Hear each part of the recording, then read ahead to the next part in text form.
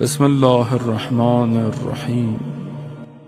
دیکھیں وہ معاشرہ کامیاب معاشرہ ہے جو علم دوست ہو اور جو کتاب دوست ہو۔ آپ دیکھیں نا ہمارے ملک میں لائبریریاں کتنی ہیں، محلے میں کتنی لائبریریاں ہوگی، یقیناً ایسا نہیں کہ کوئی ایک آدھ لائبریری وہ آئیسو والوں نے بنائی ہوگی، یہ بیچارے بنا لیتے۔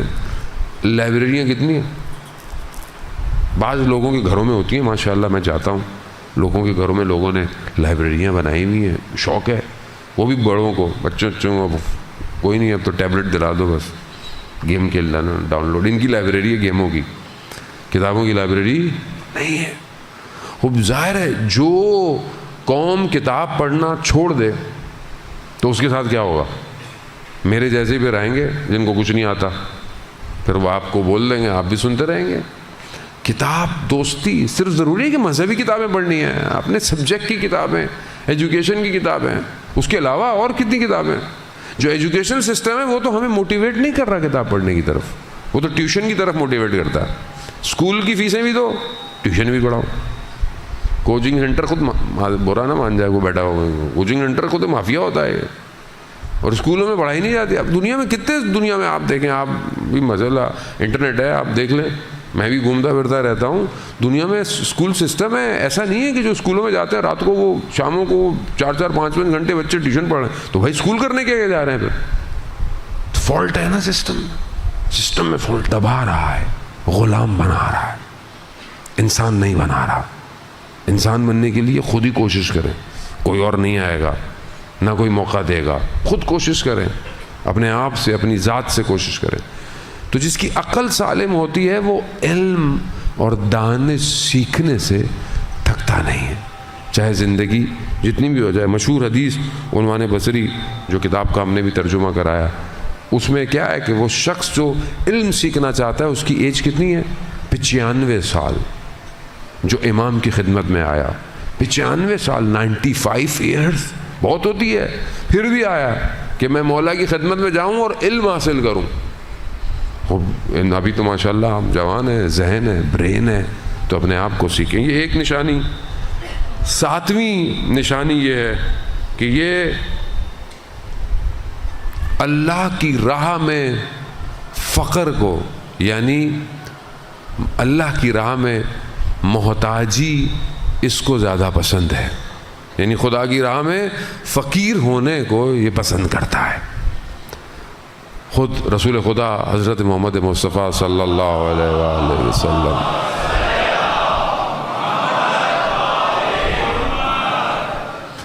رسول خدا فرماتے ہیں کہ فقری فخری، یعنی جو میری محتاجی ہے یہ میرا فخر ہے۔ اور انسان کو خدا کی بارگاہ میں محتاج ہونا، اور ہے بھی صحیح، میں اور آپ نہ بھی سمجھیں اس بات کو تو ہم اس کے محتاج ہیں، وہ کسی کا محتاج نہیں ہے، وہ بے نیاز ہے۔ اس لیے تو امام سجاد علیہ السلام ارشاد فرماتے ہیں، اللہم صلی اللہ علیہ وسلم،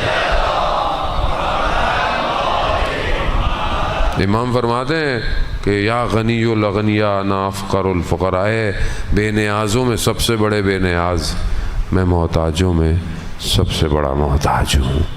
خوب یہ محتاجی، قرآن کیا کہہ رہا ہے؟ انتم الفقراء الی اللہ، تم سب محتاج ہو، ہر کوئی اس کا محتاج ہے، اور جس کی جتنی زیادہ معرفت ہوتی ہے اس کی محتاجی بڑھتی چلی جاتی ہے اس کی بارگاہ میں۔ خوب ہم اپنے آپ کو خدا کی بارگاہ میں محتاج۔ عقل سالم کی نشانی کیا ہے؟ کہ وہ خدا کی راہ میں اس محتاجی کو پسند کرتا ہے۔ انسان کیونکہ دنیا میں اتنا پھنسا ہوا ہے، اتنا مصروف ہے، اتنا بزی ہے، بھول جاتا ہے خدا۔ اسی لیے زندگی میں رکاوٹیں، مشکلات، مصیبتیں ڈالتا کیوں ہے؟ تاکہ اس کو احساس ہو کہ یہ میرا محتاج ہے۔ اگر انسان کو خدا چھوڑ دے تو یہ طغیان کرتا ہے، یہ تکبر کرتا ہے، اسے کچھ ہو جاتا ہے، یہ اپنے آپ کو پھر آہستہ آہستہ فرعون سمجھنے لگتا ہے۔ یہی مشکل ہے اس کے اندر۔ جب اس کو روکے. اور یہ جو دنیا ظاہری طور پر آپ دیکھتے ہیں نا کہ یہ تو لوگ برا کام کرتے ہیں, دیکھیں پھر بھی دنیا ظاہری تک, تو خدا خود قرآن میں کہہ رہا ہے کہ میں ان کو چھوڑ دیتا ہوں اور ان کو دیتا رہتا ہوں, یہی میرا ان کا دینا ان کے اوپر عذاب ہے. یعنی خدا اگر سمجھ لے کہ ظاہری طور پر انسان کو کچھ ضرورت نہیں ہے اور وہ جائے جا رہا ہے, یہ خدا کی طرف سے عذاب ہوتا ہے. وہ شخص, روایات کہتی ہیں 40 دن میں اگر مومن پہ پریشانی نہ آئے نا, اسے پریشان ہونا چاہیے. کیوں؟ محتاج ہے. یہ محتاجی ضروری ہے اس کی بارگاہ. میرا یہ کام رک گیا, میری بیماری ہے, فلانا ہے, کیا ہے یہ؟ خدا محبت کرتا ہے.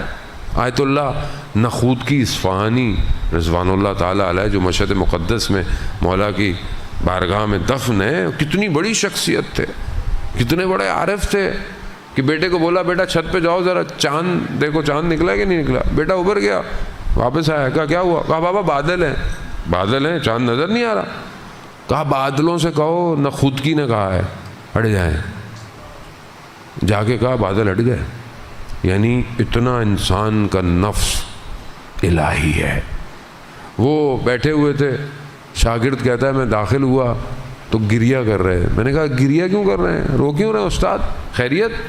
کہا اللہ نے میرے مقامات کو بڑھا دیا ہے, میرا مرتبہ, وہ اولیاء کے مراتب ہوتے ہیں نا, کہا میرا مرتبہ بڑھ گیا ہے. تو کہا اس میں تو خوش ہونے کی بات ہے, رونے کی کیا ضرورت ہے؟ کہا میں رو اس لیے رہا ہوں کہ جو میرا پچھلا مرتبہ تھا اس پر جب کوئی میرے پاس اپنی مشکل لے کے آتا تھا میں دعا کرتا تھا, اس کی مشکل ہٹ جاتی تھی. لیکن اب جس مقام پہ میں ہوں وہاں سے مجھے نظر آ رہا ہے کہ وہ مشکل اس کے اوپر اللہ کا فضل تھا.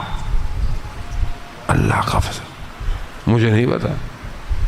مولانا 40 دن یہ پڑھ لیا, فلانا وظیفہ کر لیا, فلانا بھی ہو گیا, یہ بھی ہو گیا, وہ بھی ہو گیا. بھائی تو اس کا مطلب ہے کہ اللہ نہیں چاہتا.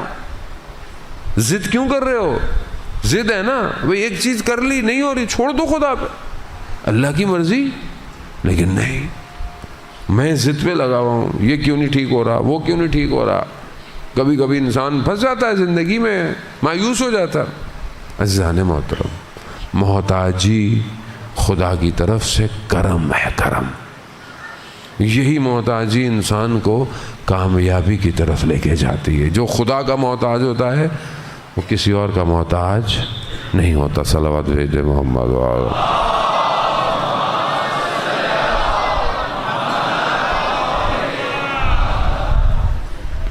وہ ایک اگلی صفت ہے کہ امام فرماتے ہیں کہ خدا کی راہ میں ذلت کو زیادہ پسند کرتا ہے, نہ کہ خدا کے دشمن کے مقابلے میں اس کی عزت ہو. یعنی خدا کے لیے وہ ذلیل ہو جائے پسند کرتا ہے, نہ کہ اللہ کی دشمن کے دربار میں بیٹھا ہو اور وہ اس کو عزت دے رہا ہو. اسے ایسی عزت ہے ہاتھ منا ذلہ, ایسی عزت سے نہیں کچھ. اور یہ یعنی خدا کے دشمن کے آگے جانا عزت نہیں ہے. اور قومیں بھی سالم وہی ہیں اللہ کے دشمنوں کے آگے اپنے ہاتھوں کو نہیں بچھاتی, عزت نہیں لیتی. اگر عزت لینی ہے تو خدا سے لو. اسی لیے سید الشہداء نے کیا فرمایا تھا, مثلی لا یواجہ مثلا, میرے جیسا تیرے جیسے کی بیعت کرے گا. کیوں؟ کیونکہ خدا کی راہ ہے. اور یہ امام نے فارمولہ قیامت تک کے لیے دیا کہ اب جب بھی کہیں یزید یا یزید کا سسٹم آئے تو جو حسین ہے یا حسینی ہے وہ یزید کے سسٹم کے آگے نہیں جھکے گا.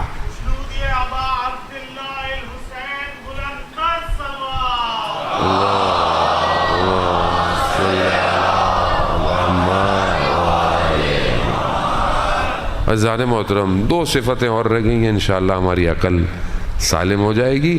9ویں صفت امام فرماتے ہیں کہ جس کی عقل سالم ہوتی ہے وہ گمنامی کو پسند کرتا ہے. یعنی شہرت سے دور جاتا ہے, شہرت سے بچتا ہے. کوئی بھی کام کرتا ہے اپنے آپ کو سامنے لانے کی کوشش نہیں کر. گمنامی میں ہی نام ہے. شہید کا واقعہ میں اکثر پڑھتا ہوں کہ ایک جگہ پر شہداؤں کی باڈی آئی, پتہ نہیں تھا کس کے, نہ نام نہ نشان, بدن کے ٹکڑے تھے, دفنا دیا. قبروں کے اوپر لکھا ہوا تھا گمنام شہدا, نام ہی نہیں تھا. تو ایک ماں جس کا بیٹا نہیں پتا تھا, اس کی باڈی نہیں, اس نے بہت راز و نیاز اور بہت گریہ کیا. تو خواب میں اسے بتایا گیا کہ فلانی جو قبریں ان میں سے ایک قبر تمہارے بیٹے کی ہے, درمیان والی. یہ وہاں گئی, انہوں نے DNA ٹیسٹ کیا تو پتہ چلا کہ قبر اسی کے بیٹے کی ہے. تختی چینج ہو گئی, گمنامی ہٹ گئی, نام آ گیا. وہ اپنی ماں کے خواب میں آیا, کہا ماں, گو کہ آپ کو سکون ضرور مل گیا ہوگا لیکن میرے ساتھ بڑا ظلم ہوا. کہا کیوں؟ کہا وہ جو گمنام قبریں ہیں نا, ان سب پر حضرت سیدہ تشریف لاتی ہیں. کیوں؟ کہ خود بیوی گمنام ہے نا ان کی, ان کا مرقد نہیں ہے. یہ لوگوں نے بولا جی سعودیہ کے ساتھ حالات اچھے ہو گئے تو بیوی کا حرم بنے گا. بیوی کا کہاں حرم بنے گا؟ مگر آپ کو پتہ ہے بیوی کی قبر کہاں ہے؟ کسی کو نہیں پتا. جنت البقیع پورا الگ ہے, بیوی کا مرقد الگ ہے. نہیں پتا, کسی کو نہیں پتا سوائے امام زمانہ کے, کسی کو نہیں پتا. تو اسی لیے گمنامی میں نام ہے. عقل سالم گمنام رہنا چاہتی ہے. 10ویں اور آخری صفت, اور آپ سے التماس دعا, امام فرماتے ہیں, اور یہ سب کا خلاصہ ہے, امام فرماتے ہیں کہ یہ جو عقل سالم ہوتی ہے نا جس کی, یہ جب بھی کسی کو دیکھتا ہے, بہت امپورٹنٹ ہے, جب بھی کسی کو دیکھتا ہے, کسی کو بھی دیکھتا ہے تو کیا کہتا ہے؟ یہ مجھ سے بہتر ہے, یہ مجھ سے زیادہ بات تقویٰ ہے. کسی کو بھی دیکھتا ہے. عزیزان محترم, خوب یہ صفات ہوتی ہیں, عقل سالم بنتی ہے. شہید عارف عقل سالم تھی. شہید عارف نے کبھی اپنی تعریف نہیں کی. آپ ان کی ریکارڈنگ سن لیں, آپ ان کی کتابیں پڑھ لیں, جو کتابیں ان پر لکھی گئی ہیں. کبھی شہید نے یہ نہیں کہا کہ وہ بہت کچھ کرتے ہیں, گو کہ ان کی اردو اتنی اچھی نہیں تھی, مگر آپ دیکھیں کتنے محبوب تھے وہ ہر علاقے میں. ہماری طرح نہیں تھے یار, ہم لوگ نہیں بن سکتے, ہمیں تو چلنا نہیں آتا, ہماری تو گاڑیاں ختم نہیں ہوتی, ہم کہاں لوگوں کے پاس اتریں گے. ایک شخص کہتا ہے کہ کسی پنجاب کے کسی بہت چھوٹے سے علاقے کا تھا, اور بہت زیادہ اتنا مذہبی بھی نہیں تھا. کسی چارپائی پہ جب تصویریں چھپیں شہادت کے بعد کہ یہ قائد تھے, تو وہ شخص عجیب سا ہو گیا. کہا یہ قائد تھے؟ ہاں. کہا یہ کچھ عرصے پہلے ادھر سے گزر رہے تھے تو میں بیٹھا ہوا تھا, تو ہمارے پاس آئے, بیٹھے, ہم سے باتیں کی, اور یہ کر گئی, قائد تھے. آج کے مولوی کے پاس تو بات کرنے کا ٹائم نہیں ہے. میں لوگوں کو نہیں کہہ رہا, خدا نخواستہ, میں اپنی بات کر رہا ہوں. میرے پاس ٹائم نہیں ہے, میں میسج کا جواب نہیں دے پاتا. لوگ ناراض ہوتے ہیں, حق بنتا ہے, لیکن بہرحال ہم کیا, بہرحال انسان ذرا سی اوپر نیچے ہو جائے تو انسان, میں خود بہت شرمندہ ہوں جانے میں. میں اپنے آپ کو دیکھتا ہوں تو میں اپنے آپ کو بہت نیچے محسوس کرتا ہوں. قائد جیسی شخصیت کہاں سے لائیں؟ نہیں ہے کوئی. تبھی تو آج ہمارے معاشرے کا یہ حال ہو گیا.